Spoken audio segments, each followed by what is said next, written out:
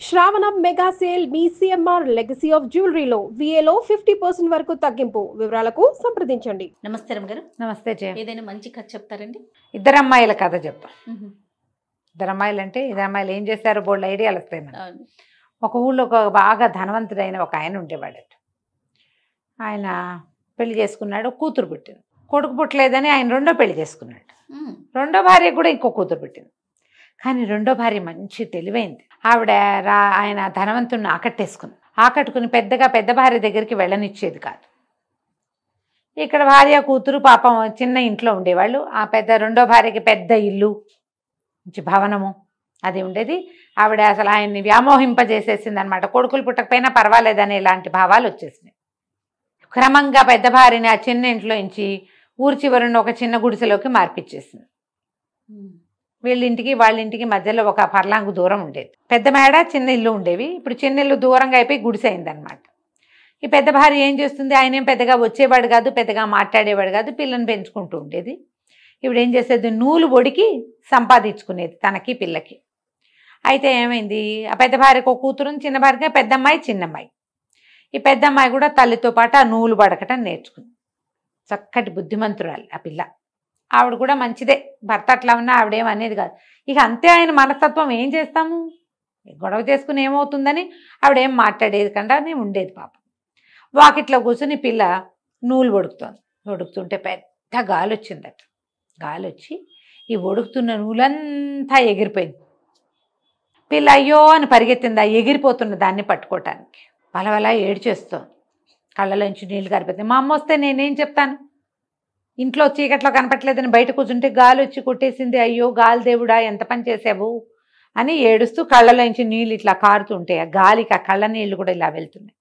అయితే ఆమె వెనకాల నుంచి వస్తున్న గాలి దేవుడు అన్నాడు, ఏం పర్వాలేదులే, పోయినాయి నీ ఏడవకు, పద నాతో రా, నీవు నూలు నీకు ఇప్పిస్తాను అని చెప్పాడు. పిల్ల గాలితో పాటే అలా ముందుకెళ్ళింది. వెళ్ళేసరికల్లా ఏమైంది, అక్కడ ఒక ఆవు కనపడింది. ఆవంది, అమ్మాయి ఎక్కడికి వెళ్తున్నావమ్మా అని అడిగింది. గాలిదేవుడు నా నూలు ఇప్పిస్తానన్నాడు, నేను వెళ్తున్నాను.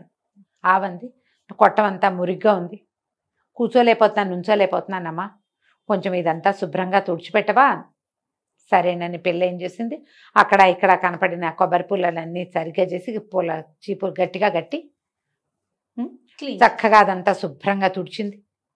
ఆ పక్కన ఏదో బాగుంటే నీళ్ళు చేది అదంతా కడిగింది. 4 బొక్కెన్లు నీళ్లు తోడి ఆవును కూడా శుభ్రంగా కడిగింది. అంతా పేడగా అలా పిచ్చి పిచ్చిగా ఉన్న ఆవు తెల్లగా మెరుస్తుంది. అక్కడి నుంచి ఆవుకు దండం పెట్టింది. ఆవు వెనక భాగానికి దండం పెడతారు కదా. సరే పనిలో ఉన్నావు, నేను నిన్ను ఆపానమ్మా అంది. అది కాదులే, ఏముంది పని, వెళ్తాను ఎలాగూ, నువ్వు గోమాతవే, నిన్ను చూసుకోవాలి కదా మనుషులం మేము, అందుకని ఈ పని చేశాను, కొట్టంలోకి వెళ్ళి పడుకో, కొట్టం అంతా శుభ్రంగా ఉందని చెప్పింది. ఆవు లోపలికి వెళ్ళిపోయింది. ఈ అమ్మాయి మళ్ళీ నడవటం మొదలుపెట్టింది. గాలి ఆ పక్కకి వీస్తోంది, ఏ పక్కకి వెళ్తే ఆ పక్కకి రమ్మన్నాడు. ఆ పక్కకి వీస్తుంటే ఆ పక్కకి నడుచుకుంటూ వెళ్తుంటే ఒక అరటి చెట్టు కనపడింది. అక్కడ అరటి చెట్టుకి కొంచెం చిన్న గేలేస్తే అరటి చెట్టు చుట్టూతా రకరకాల తీగలు, ఎన్ని తీగలో దాని మీద పడిపోయి ఆ తీగల నిండా కాయలు పువ్వులు.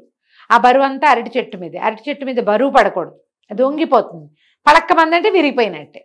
ఆ అరటి చెట్టు కేకేసిన, అమ్మాయి ఎక్కడికి వెళ్తున్నావు, నా దగ్గరికి రా, నాకు పని ఉందని. అరటి చెట్టు పీలుస్తోంది కదా, పాపం గేల కూడా వేసిందని దగ్గరికి వెళ్ళింది. ఈ చుట్టూతా ఉన్న తీగలన్నీ తీసేవా, నేను ముయ్యలేకపోతున్నాను, నా గేలే పడింది, ఇది చచ్చిపోతున్నాను నేను అనగానే పిల్ల ఏం చేసింది, కొంగు దోపుకుని ఆ చుట్టూతా ఉన్నవన్నీ మొక్కలన్నీ పీకేసి ఆ పైన ఉన్న తీగలన్నీ చేసి చుట్టూతా అరటి చెట్టు చుట్టూ ఏం ఉంచకూడదు, అదే ఉండాలి. అప్పుడు పిలకేసేసారు, అది గేలేసేసరికి పిలకేస్తుంది, ఆ గెల వచ్చేసరికి పిలక ఎదుగుతుంది, దాని రకం అది కదా. గ్యాప్ లేదు అరటి చెట్టుకి, చుట్టూతా అంతా ఖాళీ చేసేసి చాలా నీకు ఇది సరిపోతుందంటే, సరిపోతుంది, నువ్వు ఎక్కడికి వెళ్తున్నావని. నా నూలంతా ఎగిరిపోయింది, గాలిదేవుడు నాతో రా, నూలు ఇప్పిస్తానన్నాడు, దానికోసం అని వెళ్తున్నాను అంటే, సరే నీకు మంచి జరుగుతుంది, వెళ్ళమంది అరటి చెట్టు. ముందుకెళ్తుంటే ఒక గుర్రం కనపడింది. ఆ గుర్రం చెప్పింది, ఓ అమ్మాయి ఎక్కడికో పరిగెట్టుకుంటూ వెళ్తున్నావు, ఇట్రా, నా మీద ఈ జీన్ ఎంత బరువుగా ఉందో, ఈ జీన్ ఓడదీసి కింద పెట్టవా అని అడిగేసరికల్లా సరే. ఈ అమ్మాయి ఏం చేసింది, నువ్వెందుకు మొయ్యలేకపోతున్నావు అంది. నేను కడుపుతో ఉన్నాను, ఈ జీన్ బరువు మొయ్యలేకపోతున్నాను, వేసేసి వెళ్ళిపోయాడు రాజకుమారుడు, తీయి అది మొత్తం తీసింది. ఆ జీన్ తీయటం కూడా కష్టమే, పిల్ల నానా తంటాలు పడి ఆ జీనుడు దేసి కింద పెట్టింది. గుర్రం అమ్మయ్య అని గాలి పీల్చుకుని, నీ దారి నువ్వు వెళ్ళు, నువ్వు ఎంతో మంచిదానివి, నాకు ఎంత సహాయం చేసావో అని బోళ్ళు మెచ్చుకుంది. సరే పిల్ల ముందుకు అట్లా వెళ్తుంటే ఇక గాలి ఏం చేసింది, ఒక పెద్ద బిల్డింగ్ లాగా ఉన్న చోటకి ఈ అమ్మాయిని తీసుకుపోయి లోపల అమ్మలగన్న అమ్మ ఉంది, నువ్వు వెళ్ళు, నీ నూలు నీకు ఇస్తుందా అనేసరికి ఈ అమ్మాయి లోపలికి వెళ్ళింది. లోపల ఒక ముసలి మా అమ్మ కూర్చుని ఉంది, చక్కగా ఉంది ఆవిడ. ఈ అమ్మాయి గాలి అంత ఎగిరిపోయిందిగా, రాట్నము నూలు వడుకుతున్నది అన్నీ ఎగిరిపోయినాయి. అది పట్టుకుని ఇట్లా వడుకుతుంది. ఈ అమ్మాయి చూసింది, అమ్మ నా నూలు నాకు ఇప్పించవా అని అడిగితే, ఎందుకు ఇప్పించను, చక్కగా ఇప్పిస్తా, నువ్వు చూడు ఎప్పటి నుంచో రోడ్డు మీద ఉన్నట్టున్నావు, ఒళ్ళంతా దుమ్ము మురికి కొట్టుకుపోయి ఉన్నావు, నువ్వు పోయి ఇక్కడ కొలనుంది కోనేటిలో స్నానం చేసిరా, 2 సార్లు మునుగు, 3ఓసారి మునగద్దు, 2 మాటలే మునగాలి అన్నది. సరేనని పెళ్ళి ఏం చేసింది, వెళ్ళి నీళ్లలో మునిగింది. మునగంగానే తెలుసుకుంది ఒళ్ళంతా తెల్లగా అయిపోయింది, తనకి చక్కగా ఉంది, నున్నగా మెరుస్తోంది. మళ్ళీ మునిగేసరికల్లా పిల్ల బోసిగా ఉన్న పిల్లకి చెవులకు ఆభరణాలు, మెళ్ళలోకి వస్తువులు అన్నీ వచ్చేసినాయి. నీటిలోంచి బయటకు వచ్చింది. అక్కడ ఏవో బట్టలు పెట్టున్నాయి, కట్టుకుంది. వచ్చి ముసలమ్మ దగ్గరకు వచ్చింది. మళ్ళీ అమ్మ నా నూలు ఇప్పించవా, ఎందుకు ఇప్పించను, ఇప్పిస్తాను, ఎన్నాళ్ళైందో నువ్వు సరిగ్గా తిని, పక్కనే భోజనశాల ఉంది, వెళ్ళి శుభ్రంగా భోజనం చేసిరా అనేసరికి పిల్ల అక్కడికి వెళ్ళింది. ఆ హాల్లో బోళ్ళని పప్పులు, కూరలు, పులుసులు అన్నీ పెట్టున్నాయి. అన్నం ఉంది, పేటేసుకుని కంచం పెట్టుకుని అన్నం తిన్నది. అన్నీ తిన్నాక మళ్ళీ వచ్చి, అమ్మ నువ్వెన్నో ఇచ్చావు నాకు, ఈ ఆభరణాలన్నీ వచ్చాయి, నీళ్ళలో మునిగేసరికి శుభ్రంగా తిన్నాను, పాపం మా అమ్మకి ఏమీ లేదు అంటే ఇవి నవ్వింది. ఏం పర్వాలా, మీ అమ్మ కూడా అన్నీ ఉన్నాయి, నువ్వు ఇక్కడ నీళ్ళలో మునిగేసరికి అక్కడ మీ అమ్మకి కావాల్సినవన్నీ వచ్చాయిలే, మీ అమ్మ కూడా అన్నం తిన్నది, ఏం పర్వాలేదు, ఇంకొకటి ఇస్తాను, అది పట్టుకుని వెళ్ళు, అక్కడ చూడు ఎన్నో బుట్టలు ఉన్నాయి చూడండి, అక్కడంతా ఇంత అంత అంత అంత పెద్ద పెద్ద బుట్టలు బోల్డ్ ఉన్నాయి, ఆ బుట్టల నుంచి ఒక బుట్ట తీసుకెళ్ళు, నీకు కావాల్సిందే. ఈ పిల్ల అనుకుంది, ఇన్ని రకాలు ఇస్తే మళ్ళీ బుట్టలు దేట తీసుకెళ్తాం, సరేలే అని అన్నిట్లో చిన్న బుట్ట ఒకటి తీసుకుంది. బుట్ట పుచ్చుకుని, ఈ బుట్ట జాలమ్మ వెళ్ళిపోతానంటే ఆవిడ నవ్వింది. ఆ నూలంతా ఇట్లా చుట్టి ఉండ చేసి చేతిలో పెట్టింది. నూలు ఉండ తీసుకుని వెళ్ళిపోను అని. పిల్ల నడుచుకుంటూ వచ్చింది. వెనక్కి వచ్చేసరికి అలా గుర్రం కనపడింది. దానికి ఒక పిల్ల పుట్టింది.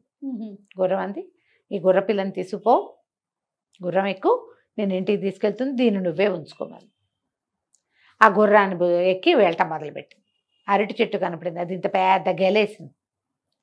అరటి చెట్టు ఏం చేసింది, దాత నన్ను ఎటాగు కొట్టేస్తారు, ఈ గెల నువ్వు పట్టుకెళ్ళని ఆ గెల ఇచ్చి గుర్రం మీద పెట్టింది. అరటిపళ్ళ గెల పుచ్చుకొని వెళ్తుంటే ముందు ఆవు కనపడింది. ఆవు దూడ, ఆవుకు ఒక దూడ ఉంది.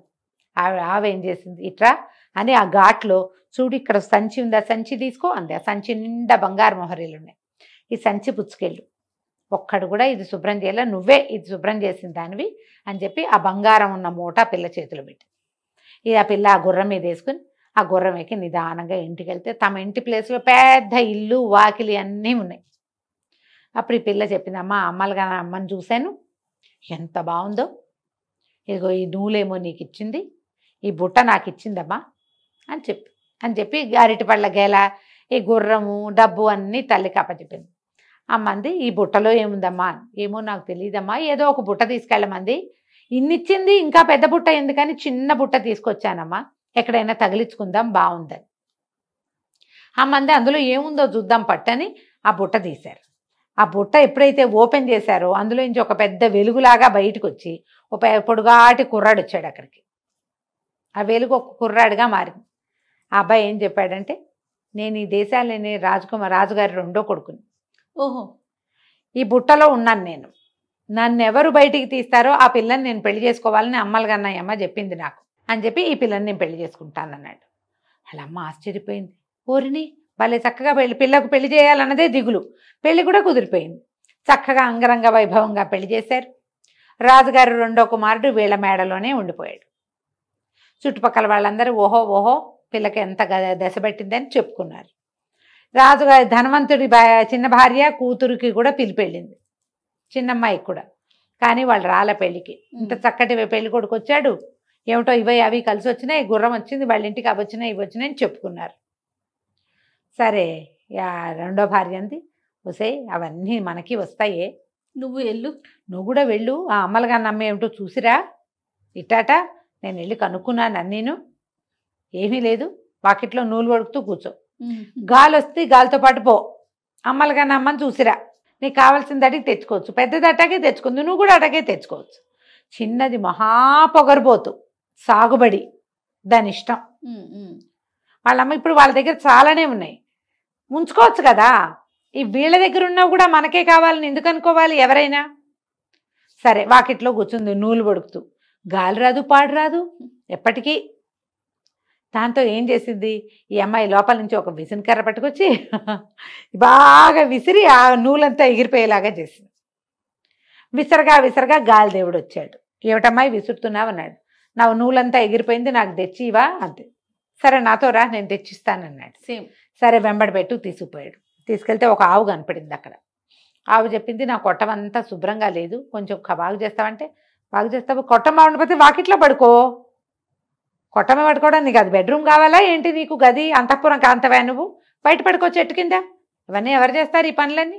పేడగీడ నేనేం ముట్టుకో, నాకు అసలు అలవాట్లేదు చెత్తపుట్టలు ముట్టుకోవటం అనే పిల్లని అడవటం మొదలుపెట్టి.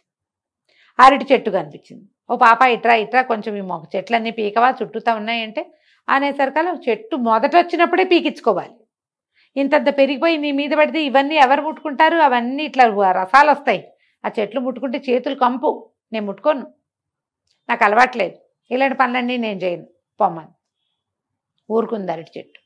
ఇంకా ముందుకెళ్ళేసరికల్లా గుర్రం కనపడింది. నా మీద జీనుంది తీవా అంది. ఎవడు వేశాడో వాడితో తీర్చుకో, ఎవ్వరికి హెల్ప్ చేయాల, మాకు అలవాట్లేదు, అవసరం లేదు, అలవాటు లేదు, అవసరము లేదు, ఇంకేంటంటే ఆ రకమైన ధోరణి లేదు. ఈ గుర్రం ఊరుకుంది. ఇంకా ఈ అమ్మాయి నడుచుకుంటూ వెళ్ళింది. వెళ్ళాక గాలిదేవుడు అన్నాడు, లోపలికి వెళ్ళమ్మా, అమ్మలుగన్నయ్య అమ్మ ఉంది, ఆవిడ దగ్గరికి వెళ్ళమ్మా. లోపలికి వెళ్ళింది. ఆవిడటా నూలు తీసుకుంటుంది. ముసలి మా అమ్మ కూర్చుంది. లోపలికి వెళ్ళింది. ఈ అమ్మాయి అటు ఇటు చూస్తుంది. అమ్మలుగన్నయ్య అమ్మ అంటే ఈ పిల్ల ఏమనుకుంది, ఈవిడ ఇటాగో కూర్చుంటుంది అనుకుంది. ఇవి చూస్తే ముసలిమామ ఉంది ఇక్కడ, ఈవిడే అమ్మలుగన్న అమ్మాయి ఉంటుందని దాని ఊహ కూడా రాల. లోపలికి వెళ్ళి, ఓ ముసలమ్మ నువ్వేనా అమ్మలుగన్నమ్మవి, రే ఆవిడ ఎవరన్నా ఉందా అని అడిగింది. ఆవిడ నవ్వి, నేనేను అని. సరే మా పెద్దదానికి ఏవో ఇచ్చావు చాలా, నాకు కూడా ఏమైనా ఇవ్వు, అవి పుచ్చుకుని నేను వెళ్తా అంటే ఆవిడ నవ్వింది. అలాగే వెళ్ళి చెరువులో మునిగిరా, కొలంలో 2 సార్లు మునుగు అంతేనండి. సరే పిల్ల వెళ్ళింది, నీళ్ళల్లో మునిగితే చక్క తెల్లగా మెరిసిపోయింది.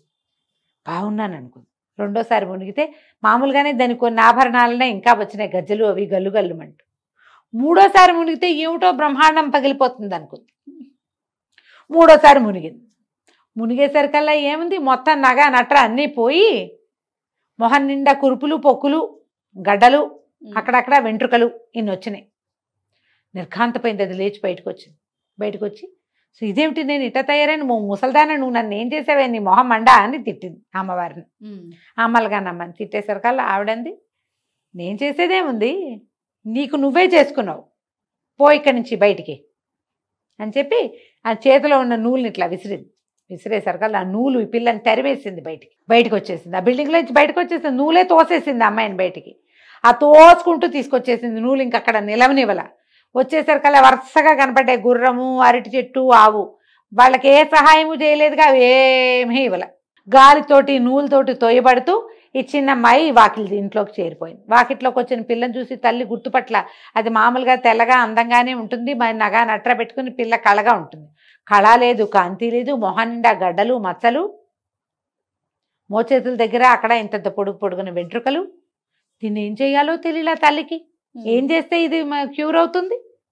వాళ్ళ ఏడ్చింది ఆవిడ. ఇదేమిటి ఇట అయ్యావు, ముందే బాగున్నావు కదే, ఉన్నవే ఉంచుకుంటే పోయేదే, అంతేగా అసలు ఉన్నవి కూడా పోయి ఇట్ట తయారయ్యావేమిటి అని బాగా శోకాలు పెట్టి ఏడ్చేసరికల్లా ఆ పిల్ల అలా బోమంది.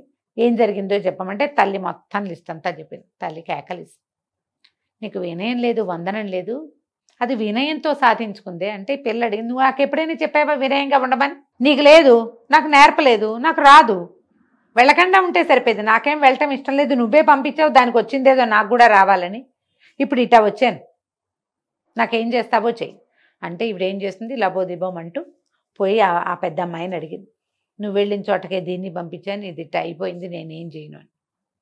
ఆ పిల్ల ఏం చేసింది, సరే లేపింది చూద్దామని మళ్ళీ ఒకరోజు వాకిట్లో నూలు వడుకుతో కూర్చుని, దానికి అవసరం లేదు, గాలి వచ్చేసరికల్లా మా చెల్లిని మామూలుగా చేయమని అడిగి మళ్ళా వెళ్ళి చెల్లెల్ని వెంబడి పెట్టుకుని చెల్లెలతోటి ఆవుకి సేవ చేయించి, అరటి చెట్టుకి సేవ చేయించి, గుర్రానికి సేవ చేయించి వెంబడి పెట్టుకెళ్ళి 2 సార్లు మునిగించి దాన్ని మామూలు మనిషిని చేసి తీసుకొచ్చుకుంది. ఆ తర్వాత ఇంకెప్పుడు ధనవంతుడు తన పెద్ద భార్యను నిర్లక్ష్యం చేయలే. ఈ చిన్న భార్య కూతురు కూడా వీళ్ళతోటి చక్కగా ఉన్నారు. ఆ పిల్లకి మొగుడిని వాళ్ళే వెతుక్కున్నారు. అమ్మలుగా నా అమ్మ అయితే దానికి వరుణ్ ఇచ్చే ఉద్దేశం చేయలేదు. ఎందుకంటే ఇంతకు ముందు ఏం చేసింది ఆ పిల్ల, ఆవిడ ఏదైనా ఒక బుట్ట తీసుకెళ్ళమంటే పెద్ద బుట్ట తెచ్చుకుంది. ఆ పెద్ద బుట్టలోంచి ఒక తాచుపాము వచ్చింది. ఓహో. ఈసారి ఏమీ జరగలే అలాంటివి. ఇంటికి వచ్చాక తర్వాత అది మామూలుగా అయిపోయింది. ఇంకా ఈ పెద్ద అమ్మాయితోటి పంతం ఏమీ లేదు. జీవితం మాత్రం మెల్లిగా బాగుపడింది. అందుకని ఎప్పుడు కూడా ఎవరికైనా లభించిన దాన్ని చూసి మనకున్నది చాలదు అలాంటిది కావాలనుకోకూడదు. వాళ్ళలాగా కాదు, మనలాంటి దారిలోనే మనం వెళ్ళాలి. మనం పిల్లలకి అది అర్థమయ్యేలాగా చెప్పాలి. వాళ్ళకుంది నాకు కావాలి అనకూడదు. వాళ్ళది వాళ్ళదే, మనదే మనదే. దానికోసం సరదాగా ఈ కథ చెప్పచ్చు. తప్పకుండా అండి. నమస్తే. నమస్తే.